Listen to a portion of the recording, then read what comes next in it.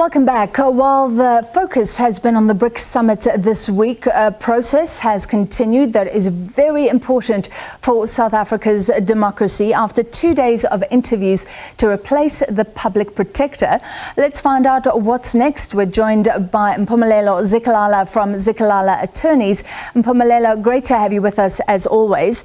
For those who've missed this quiet process, I guess because BRICS has overshadowed much of the news this week, do we have some credible candidates for the next public protector? I think, yes, we do, from the candidates that were there. But we must separate them, or the elements or the qualifying requirements, into three parts. The first one is the qualification and the fit and proper requirement. And lastly, the innovative ideas. This is how I would have assessed whether we have an appropriate candidate or not.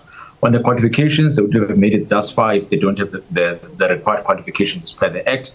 On the fit and properness, I think the type of questions that are being asked, for example, your political affiliation, what do you believe in?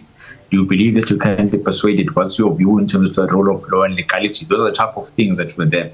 But what I found a bit missing, though, was the innovative ideas that came from the candidate themselves in terms of saying, how are you going to take this particular office from where it is now into an office that is accessible, and an office that can be able to take decisions without fear or favor, an office which is brand aligned in terms of making sure that everybody has access to it, they know about it, and they know that if I have an issue, this is how I'm going to go and raise my concern there. And also, and most importantly, how do you make sure that the members of the public are going to trust what the Office of the Public Protector is saying by delivering recommendations which are independent and not biased in any way? So those are the type of things that we're missing. But overall, I think we do have a candidate. Well, is there any standout candidate that can perhaps restore trust? And in that context, you have to talk about the state of the Public Protector's Office, or the state of trust in the PP, given that the incumbent has faced an impeachment process. I do not want to single out any candidate that is there. However, I did say 2 or 3 that when we were talking about how the office is supposed to function, they had much more clear ideas to where the office is supposed to be. When it came to the matters, when it comes to corporate governance, they were quite clear as to how the office ought to be. But as I stated earlier, what I found wanting is the level of innovativeness. It's as if they've done all the groundwork in terms of corporate governance, all the groundwork in terms of legislative compliance, but that extra cherry on top when it comes to a candidate which is going to be able to offer us what we are really yearning for as the public in the Office of the Public Protector, I found that a bit missing. All right. It's been widely reported that the acting public protector, Aleka, received quite a hostile reception, and there were lots of questions about her history. Why that grilling? I think members of parliament want to make sure that whoever gets into that particular office on a permanent basis is able to stand all the scrutiny that is there. The independence is questioned. So I wouldn't even call it a grilling. I'd call it a question and answer session in which you're going to assert yourself as to why you are the appropriate candidate.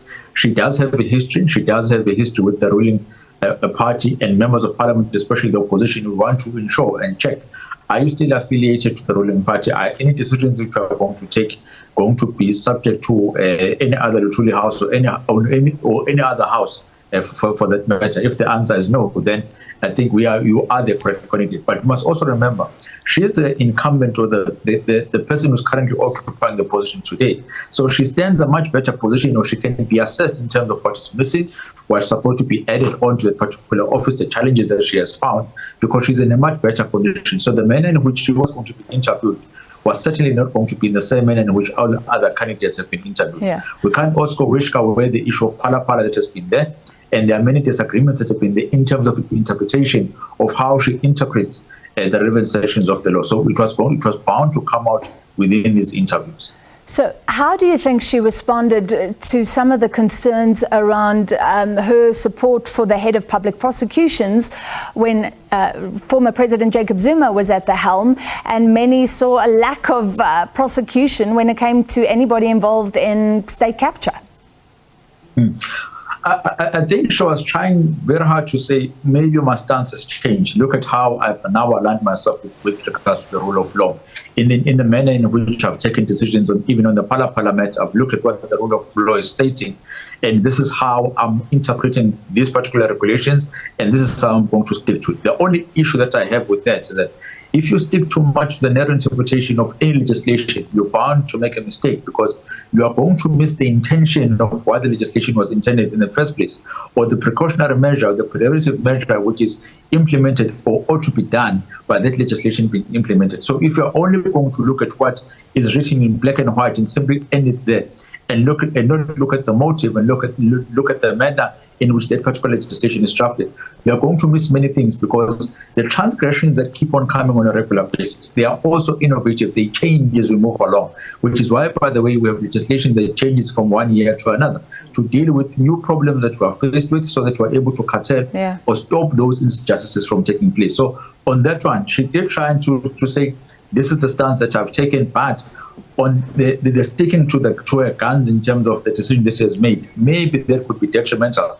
if at a later stage we might find a court that might disagree with her. Very quickly, this is the very same committee that has recommended that the suspended public protector Busisiwe Mkhwebane be impeached. What happens next there? On that one, remember that it's chaired by a different chairperson and has his own panel. So from there, both reports will go to the National Assembly, and it's the National Assembly which is going to vote and decide on the fate on both of these committees. Section 194, they will decide whether the charges stick or the current public protector should be removed. On this one, they will decide as to who is the appropriate candidate, and then recommend the candidate to the president, and it's the president who is going to appoint the candidate. All right, so let's see what MPs have to say on both counts. From Zikalala Attorneys, Mpumelelo Zikalala.